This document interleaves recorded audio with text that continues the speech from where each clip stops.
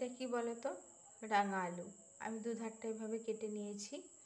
এবারে এটাকে কেটে লম্বা লম্বা করে রাঙা আলুর ফুলুরি বানাবো। ফুলুরি নয়, মানে কি বলবো, পকোড়া বা যেমন ফিঙ্গার ফিশ হয় সেই রকম, পটেটো ফিঙ্গার হয় না, সেই রকম ধরনের একটা বানাবো। খুব সুন্দর ভাজা হয়ে গেছে। এবার আমি এটাকে তুলে নিই। এই যে খুব সুন্দর হয়েছে, দেখো কত সুন্দর দেখতে হয়েছে। দেখো বাকিগুলো আমি ঠিক এইভাবেই ভেজে নেব।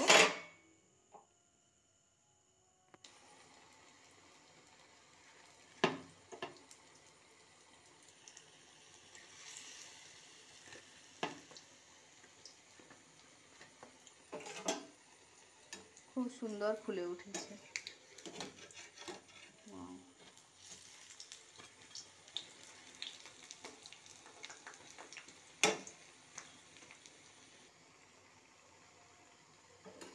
এবারে তুলে নিচ্ছি। এইরকম হয়েছে।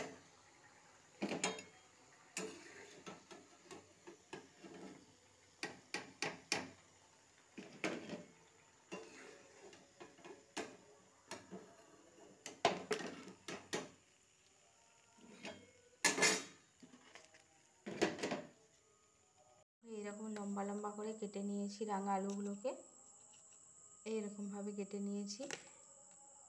এটাকে আমি এবারে ফ্রাই করব। পটেটো ফিঙ্গার ফিশ যেটা হয় না, ফিঙ্গার চিপস হয় যেগুলো পটেটো, এটাও সে ধরনেরই করব। আমি নিয়ে নিচ্ছি 2 চামচ ময়দা,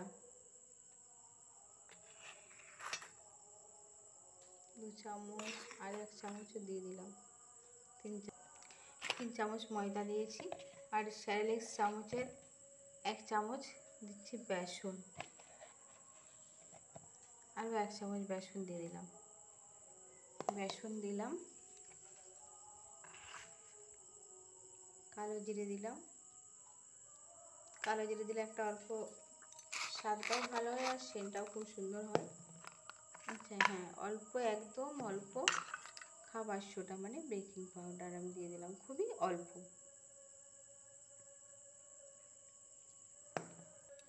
দিলাম স্বাদ মতো লবণ।